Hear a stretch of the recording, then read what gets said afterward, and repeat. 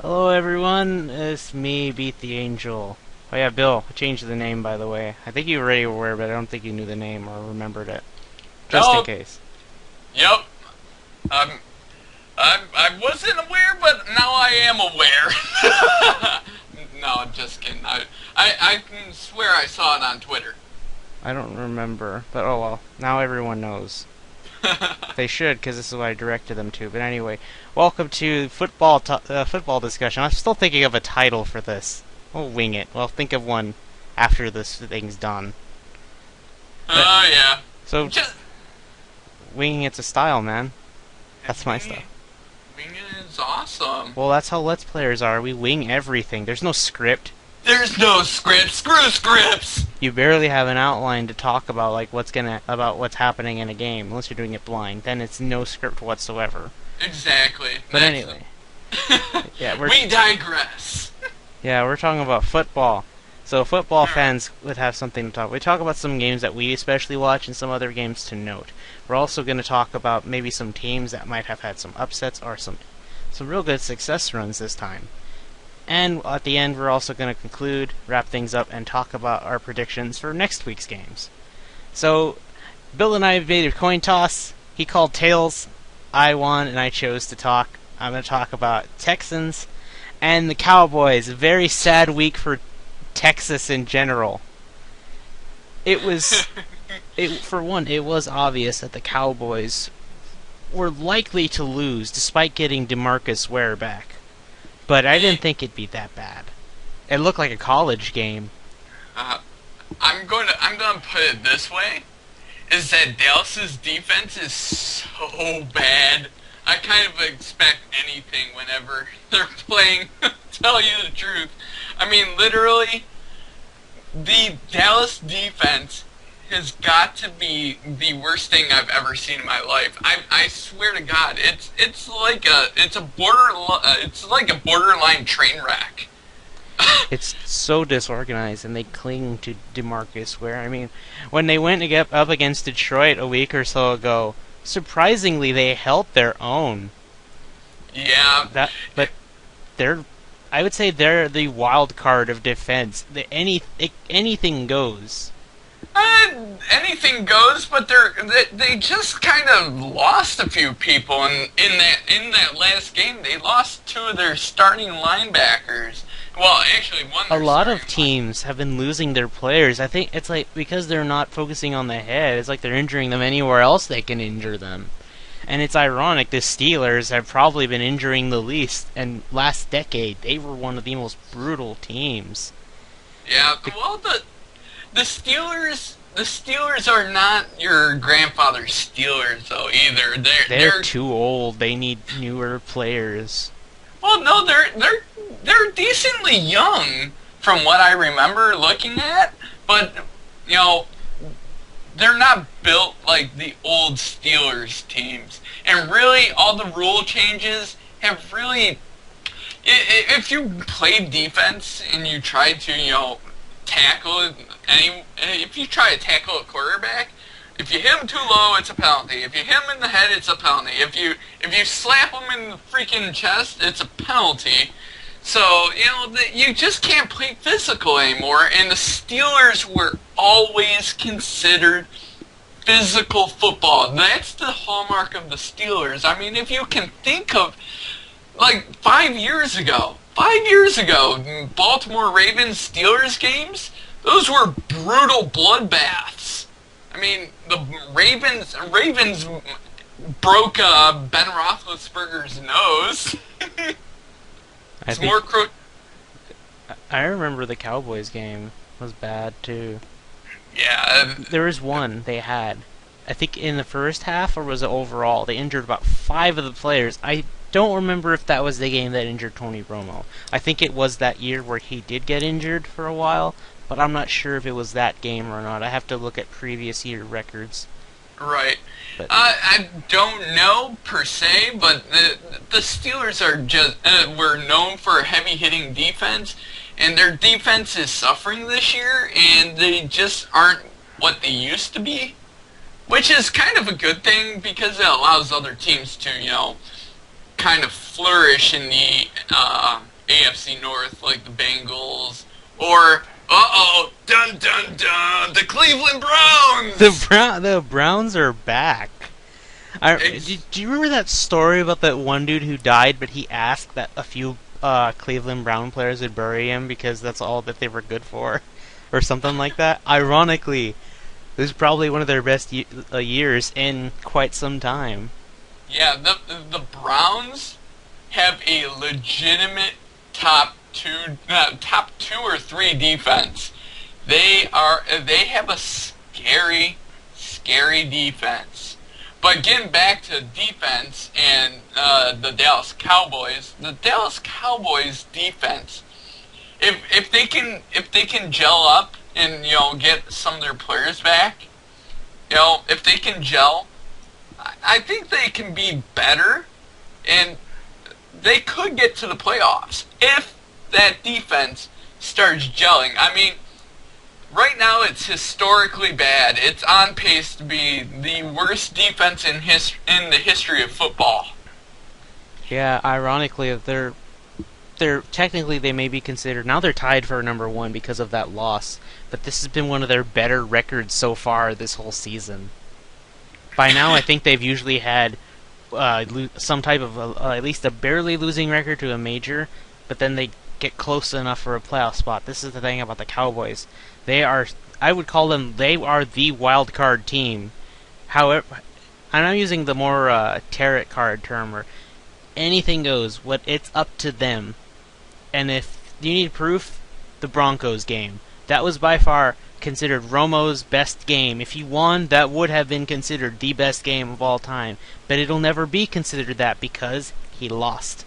Because he messed up. And you gotta really feel bad for Tony Romo. I mean, he's always judged off of that playoff record that he has, and just that he's been their brightest spot so far this year. I mean, he can do good. I mean, they're 5-5. If Tony Romo's not playing, I don't think Dallas wins some of those games because the defense really didn't do their job too much. I mean, the only bright spot on that team on defense for a portion of the time was Sean Lee, but he's going to be gone 3 to 4 weeks. He got injured? Yep, he's gone 3 to 4 weeks. Middle linebacker, and He's great, and he rallied them against the Lions, I think, in that shootout game. With DeMarcus being gone. I think Sean Lee picked off Matt Stafford, but I mean, a lot of if they can fix their issues, I see Dallas as a playoff team. Then that goes to the other Texas team, the Texans. This is their worst record in their history as Texans. Not as Oilers. We don't regard that anymore because that was reborn technically. But even now, the worst part was people say that the Cowboys have been going off and that it's bad. When you think about it, it's been a long-term issue with, especially, I remember I was talking to my professor and he likes football and he was saying that it's because of the owner when he fired one of the coach that got them. Oh yeah, Jerry Jones. Jerry Jones. Yep. He's been causing a slow effect. Whereas right now, you can't blame anyone, really. You can't blame the owner, you can't blame Kubiak, especially for that mini-stroke. They're going to say it's because of that mini-stroke they lost. And you might say that's an excuse. But in reality, that's an actual legitimate excuse. You lost your coach right in the middle of the game. It's one thing if it was after. Maybe before you could have still pulled it off. But that was in their minds, and that's why they lost to the Colts. But then, to make it worse, against the Cardinals, they had a close game. And it looked like, okay, maybe the Texans were going to get a good enough lead and keep it. But after the second half, nothing. They got close, but they just can't do well in the second half, and I don't understand that. Well, part of it is that I think defenses are adjusting now without Arian Foster, who hasn't played really effective football in 3 weeks. He hasn't been in to play the last couple. Really, without Arian Foster, you can switch your defense. I mean, Ben Tate's a good running back. Don't get me wrong. Ben Tate's but he's not Arian Foster. He's meant to be a backup. He's a good backup, and that's great. And even Ben Tate, he's playing with 4 broken ribs. That's some credit right there. That's grit. That is wanting to play. I mean, and you gotta commend the guy that plays. Texans are getting injured everywhere though, and that's just hurting them badly though. They've lost a lot of players, and I don't think Schaub. In fact, I think people are starting to question Schaub's future. If Keenum does well for the rest of the season, I'm pretty sure they're either going to keep Schaub as a backup permanently, or they might just let him go. I flat out think that they're going to get rid of Schaub, and Case Keenum is the future of the Houston Texans, and it's a bright future because that guy's got a cannon for an arm. I mean, and his record in college, I think he's got the best record of all of them.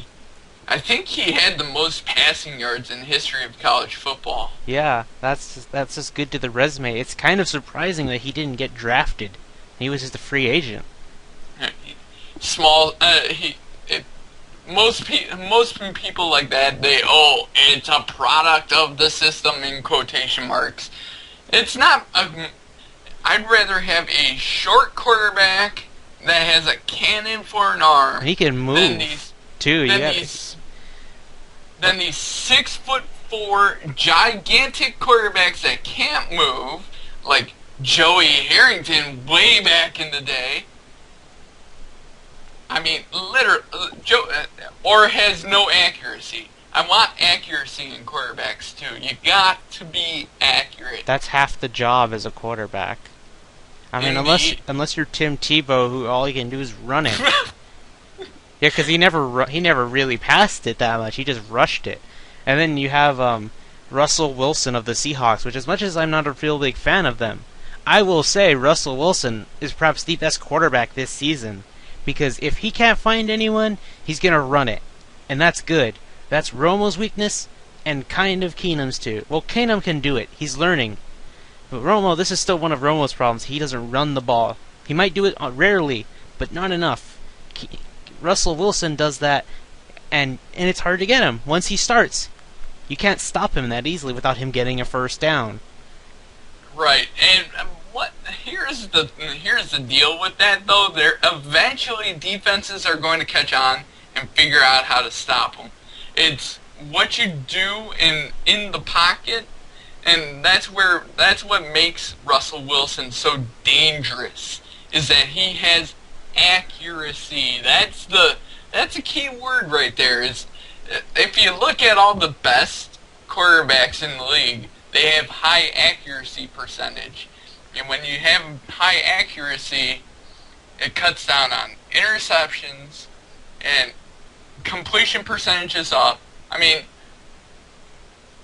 if you're completing more passes, you're gaining more yards. If you're gaining more yards, you're gaining more touchdowns. So, I mean, completion percentage and accuracy go hand in hand.